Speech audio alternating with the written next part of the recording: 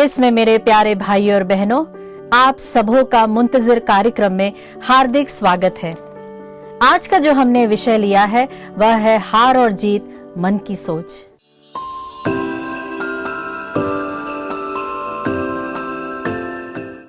मेरे प्यारे मित्रों, आज माता कलीसिया आगमन की तीसरी मोमबत्ती जलाती है, जो कि आनंद की मोमबत्ती का प्रतीक है।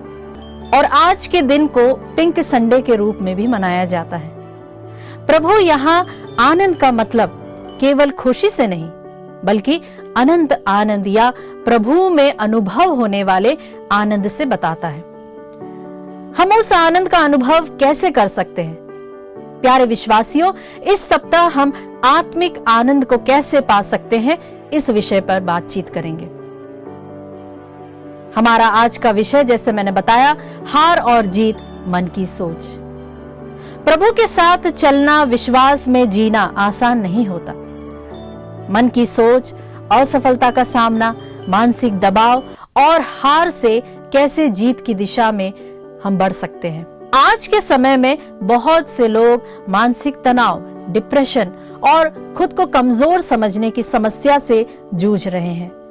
कई बार हम किसी असफलता के बाद खुद को ही फेलियर मानने लगते हैं, लेकिन गिरना हमेशा हार नहीं होती।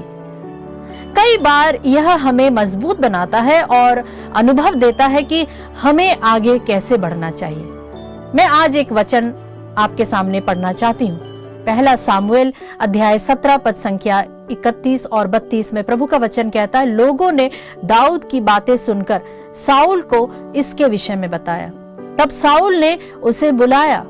दाऊद ने साउल से कहा, उस फिलिस्ती के कारण कोई भी हिम्मत ना हारे।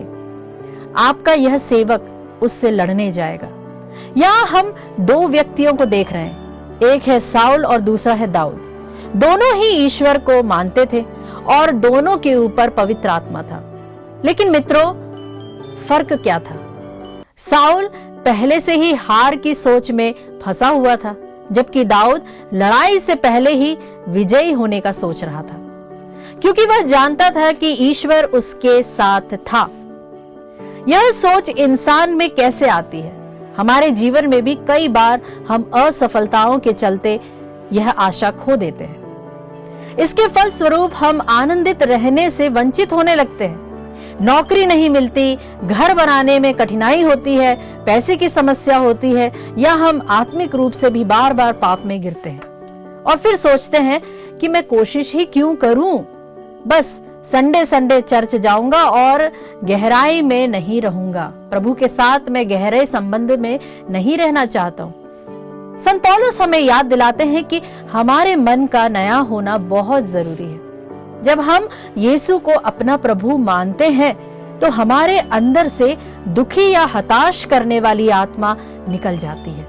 लेकिन अगर हमारी सोच पुराने तरीके की है तो हम बार बार उसी गलती में फंसते चले जाते हैं। इसीलिए हमारे मन का नया होना, सोच का नया होना ईश्वर के साथ चलने के लिए अति आवश्यक है। आज हमने देखा कि मन की सोच को बदलना, आत्मिक मजबूती और ईश्वर में विश्वास रखना कितना महत्वपूर्ण है। प्यारे मित्रों, कल हम इसी विषय पर और भी चर्चा करेंगे और इस पर साझा करेंगे कैसे हम अपनी सोच को पूरी तरह से नया बना सकते हैं और हार के बावजूद विजयी बन सकते हैं। कल हम इसी महत्वपूर्ण विषय को आगे बढ़ाएंगे और सीखेंगे कि कैसे अपनी मानसिकता को और मजबूत बनाकर ईश्वर के आनंद का अनुभव कर सकते हैं। प्यारे मित्रों, आज के आगमन के प्रतीक चिन्हों में से हम लेंगे तीसरी मोमबत्ती, जो कि आनंद का प्रतीक है और प्रभु यीशु से मिलने वाले आनंद के विषय में हमें यह बताता है।